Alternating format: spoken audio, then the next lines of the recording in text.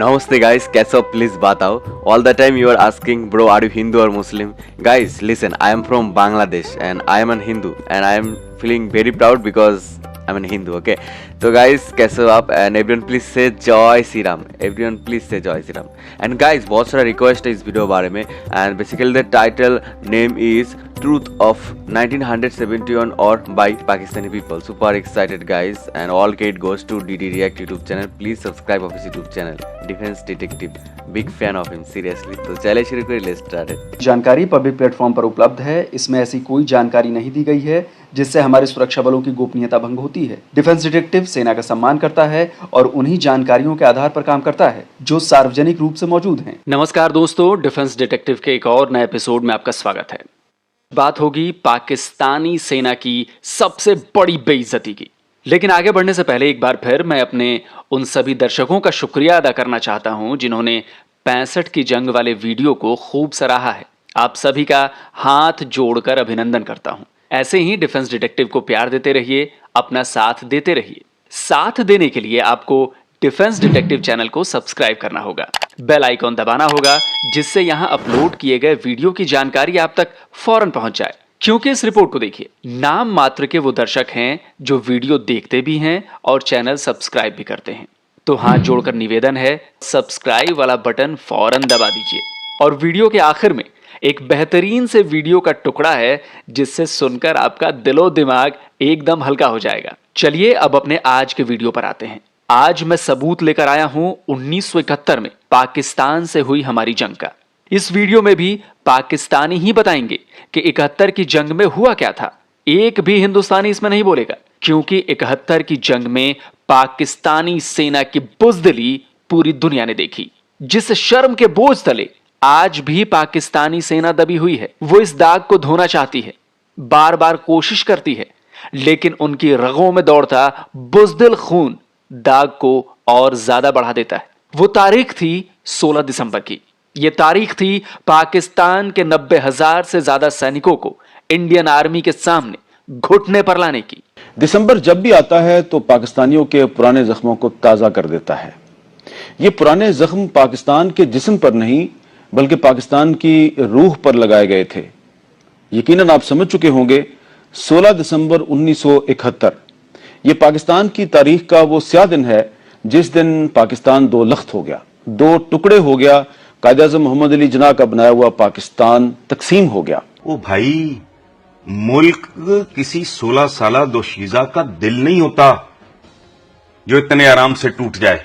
उसकी एक तारीख होती है, उसकी गहराई में जाके देखना होता है. मैं इंडिविजुअल्स की बात नहीं करता. इन तीन कैरेक्टर्स की जगह भुट्टो साहब, मजीद साहब और याह्या खान साहब, इनकी जगह कोई और होता तो मुमकिन है ये बात 6 महीने आगे चली जाती. ये टूटना था.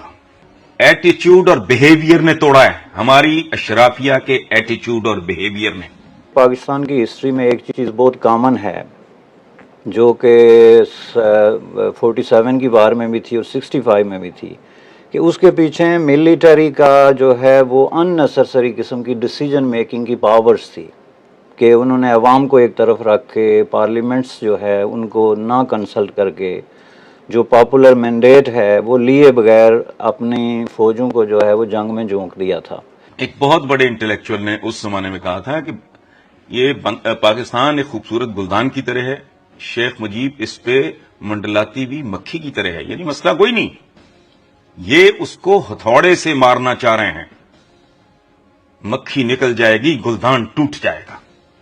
अपने रवैये, अपने एटीट्यूड, मशरकी पाकिस्तान को बांग्लादेश बनाने में हमारी रूलिंग एलीट के एटीट्यूड और बिहेवियर का, उस एरोगेंस का, उस बदतमीजी का, उस बददिमागी का वो जिम्मेदार है, कोई बंदे जिम्मेदार नहीं. ये याद रखना. ये फैक्ट तो झुटलाया नहीं जा सकता ना कि वो उनके यूनिफॉर्म से बिल्ले खींच के उतारे गए, उनको हथियार डाले गए, उनको जो है वो शर्मिंदा किया गया, तजलील हुई कौम की. अब जरा आप ही सोचिए, जब जब ये तस्वीरें पाकिस्तानी आर्मी के बंदों की आंखों के सामने से गुजरती होंगी तो उसे कितनी शर्म महसूस होती होगी. उसे लगता होगा कि उफ, इसे देखने से बेहतर होता किसी और मुल्क में पैदा हो लेते, कम से कम इस जलालत से तो बच जाते. तो दोस्तों, आज के एपिसोड में मैं ये साबित कर दूंगा कि ऊपर से शेखी बघारने वाली पाकिस्तान की सेना अंदर से कितनी डरपोक है, कितनी नाकाबिल है। उनकी खुफिया एजेंसी ISI, जिसके शान में पाकिस्तान के लोग कसीदे पढ़ते हैं, उसकी असल औकात क्या है। शुरुआत करते हैं वहां से जहां पूर्वी पाकिस्तान, जिसे अब बांग्लादेश के नाम से जाना जाता है, वहां के army commander general AK Niazi ने भारतीय सेना के सामने सरेंडर कर दिया था। ये सानहा उस दिन वकूफ पजीर हुआ जब ढाका में पाकिस्तानी फौज की ईस्टर्न कमांड के सरबरा lieutenant general Amir Abdullah Khan Niazi ने भारतीय फौज के एक जर्नैल लेफ्टिनेंट जनरल जगजीत सिंह अरोड़ा के सामने हथियार डाले और सरेंडर की डॉक्यूमेंट पर दस्तखत किए। Last, at a formal ceremony, the officers of Pakistan's Army, Navy and Air Force laid down their arms. It was a somewhat theatrical event. General Gandharv Nagra assured the officers that they would be treated with the utmost correctness according to the Geneva Convention. Provide all protection and safety. No measures of reprisals would be taken. Free boarding, messing, medical facilities will be provided to you all and all your rank. Then, on the command of their own senior officer present, General Mohammad Jamshed, the leaders of Pakistan's defeated army laid their pistols, Sten guns and rifles on the grass in the final token of surrender. Why did you, in the end, surrender? Because for the consideration of the human lives. तो पाकिस्तान के मेरे उन दोस्तों के लिए ये सबूत है जो कहते हैं कि पाकिस्तानी सेना हथियारों से नहीं, जज्बे से लड़ती है, ईमान से लड़ती है और मौत से नहीं डरती। तो जनाब, आपके जनरल जमशेद ने जो कहा ना, उसे डर कहते हैं। ये जान जाने का खौफ था। मेरी बात का यकीन नहीं आ रहा है ना? तो सुनिए, पाकिस्तान ने सुप्रीम कोर्ट के 3 जजों से 71 की जंग की जांच करवाई। जस्टिस हमीदुर रहमान ने अपनी रिपोर्ट दी। कई सालों तक इस रिपोर्ट को सामने ही नहीं लाया गया, क्योंकि इसमें जो रिपोर्ट दी गई उसके बाहर आने पर पाकिस्तान और उसकी सो कॉल्ड बहादुर आर्मी की शर्म और ज्यादा बढ़ जाती। इस रिपोर्ट को अगर आप पढ़ेंगे तो यकीनन जो सानहा मशरकी पाकिस्तान है उसके कुछ हकायक आपके इल्म में आ जाएंगे, आपका सर शर्म से झुक भी जाएगा। 71 के जंग में पाकिस्तानी आर्मी की बहादुरी की दास्तान आपको उनके एक बड़े अफसर लेफ्टिनेंट जनरल अली कुली खान के जुबानी सुनवाते हैं। किस तरह जब उन्हें पता चला कि भारतीय फौज चढ़ बैठी है तो उन्होंने भागने में ही भलाई समझी। उन्हें वहां पे ऑर्डर मिले कि जी सुबह सरेंडर है और हमें हेलीकॉप्टर वगैरह जो है उनको डेमोलिशन के लिए तैयार करने चाहिए। तो जितने भी हम वहां पे थे, हमने कहा कि नहीं जी, हम तो निकल सकते हैं। और 2 तरीके थे, या नेपाल का रास्ता था या बर्मा की तरफ। तो हम सब ने बर्मा की तरफ इख्तियार किया रास्ता, और इसी वजह से हम सुबह 2 बजे रवाना हो गए थे। तो इस तरीके से हम बच गए थे। हालांकि पाकिस्तान में इसे बड़ी बहादुरी के तौर पर याद किया जाता है। कहा जाता है कि भारतीय फौज से बचकर बर्मा के रास्ते पाकिस्तान पहुंचना हिम्मत और दिलेरी का काम था।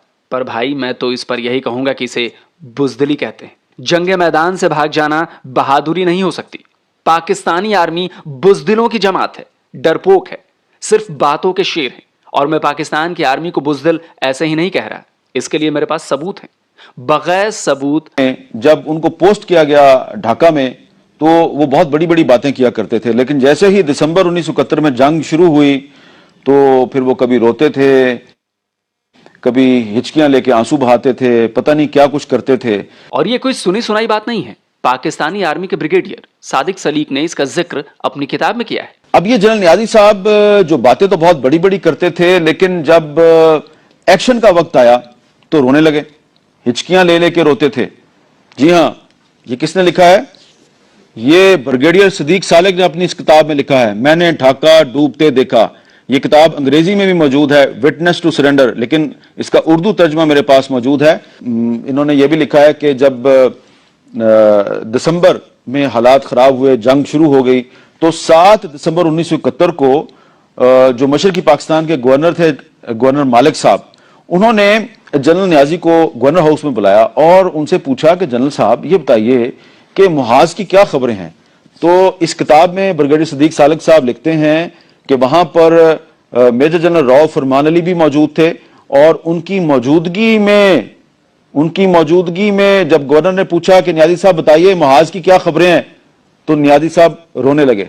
सबसे पहले सरेंडर की रिकमेंडेशन, यानी हमारे जीएचक्यू ये कह रहे थे कि 1-2 दिन रुक जाओ, वो रेजोल्यूशन हम टेबल कर रहे हैं, यानी आगा शाही उस वक्त हमारे परमानेंट रिप्रेजेंटेटिव थे और भुट्टो साहब गए हुए थे कि 1 दिन 2 दिन हम होल्ड कर लें, हम कुछ अपना कुछ कर सकते हैं। लेकिन इन्होंने कहा, नियाज़ी साहब ने, नहीं हमें सरेंडर कर देना चाहिए, हम ज्यादा रजिस्ट अब नहीं कर सकते वरना हमारे बहुत लोग मरेंगे। तो इनकी बहुत इंसिस्टेंस और रिकमेंडेशन थी कि सरेंडर कर लें। इन जर्नलों का जो है, आप जो इसमें इन्वॉल्व थे उनकी आप बुक्स उठा के देखें कि किस तरह उनकी एक तरह की इन फाइटिंग चल रही थी। एक जनरल दूसरे के जी ये जी टिक्का खान का कसूर है, दूसरा फरमान अली खान कहता है जी उसका कसूर है, तीसरा जो है जी उसका कसूर है। जनरल न्याजी जिसने हथियार फेंके खुद वहाँ पे लड़ते हुए, उसने वापस आके जो अपनी किताब लिखी उसने सब इनके सर डाल दिया।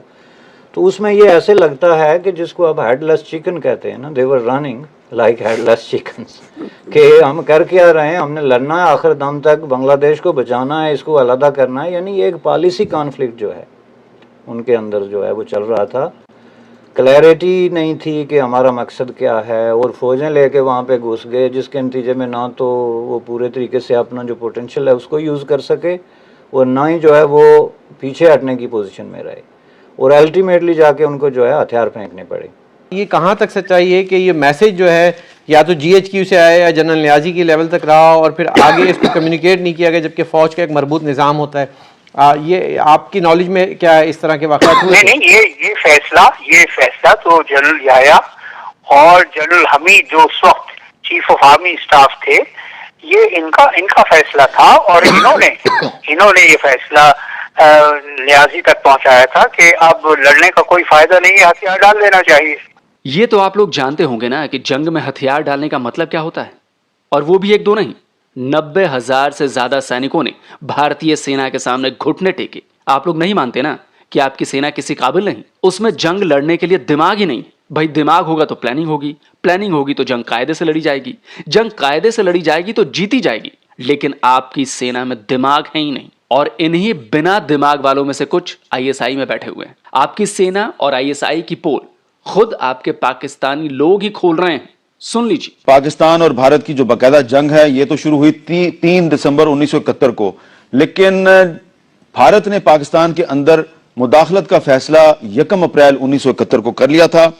और राघवन साहब ये भी लिखते हैं इस किताब में कि बाकायदा जंग तो 3 दिसंबर 1971 को शुरू हुई, लेकिन भारतीय फौज मशरकी पाकिस्तान के अंदर 21 नवंबर 1971 को दाखिल होगी। और ये फैक्ट है कि सन 48 से हिंदुस्तान इस पाकिस्तान में काम कर। Guys thank you so much for watching. কারণ 1971 সালে যে পরিমাণে হেল্প করছে ইন্ডিয়া আমাদের, আর পাকিস্তান আমাদের সাথে নির্মমভাবে অত্যাচার করছে, দ্যাটস ওয়াই অলওয়েজ আইল support India. I love India, seriously I love India. Indira Gandhi ওই সময় আমাদের 1 কোটি শরণার্থী আশ্রয় দিছে, আমাদের যে পরিমাণে হেল্প করছে, নাহলে আমরা স্বাধীন দেশে এভাবে স্বাধীন মুখের ভাষা বাংলা হতো না। শুধু একটা মাত্র দেশ আমরা যারা আমাদের মুখের ভাষার জন্য প্রাণ দিছি। So thank you so much India, always I love you, and thank you so much once again for subscribe my YouTube channel and subscribe my second YouTube channel, link in description. Okay, so namaste guys, abaro joy Sri Ram, bye.